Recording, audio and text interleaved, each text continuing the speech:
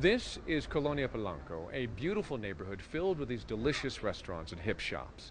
It is cosmopolitan, it is progressive, but there's a much darker side to the city, one that involves drug violence. And as a result, it's earned this city a new nickname, the kidnapping capital of the world.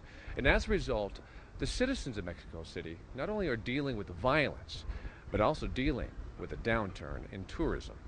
I mean, right here you have more of kidnappings, people kidnapping people and asking for money. You have a lot of extortion. That's the main stuff you have here. Luis Mendoza grew up in the San Fernando Valley. He lived there for 23 years since he was 2 years old.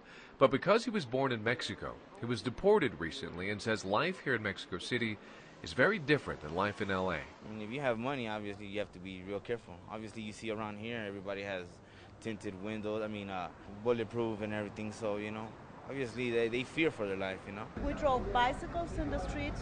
Now it's impossible. You won't see a child driving a bicycle. It's very dangerous.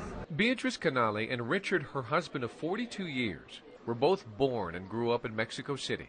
They are heartbroken that their beloved city has become so violent. I don't wear jewelry. We are walking. It's not safe. Children cannot go to the parks. This violence, the kidnappings and drug killings, are what's driving tourists away from this city and this country. Americans are no longer crowding Mexico's beaches or spending their precious dollars in their shops. Understandably, restaurant manager Luis Vargas wants one thing from our president: help stop the violence. If he can do that, then the people will come back. Many businesses here are hanging on by a fingernail, but there is still hope that things will change, perhaps as early as tomorrow, with President Obama's visit.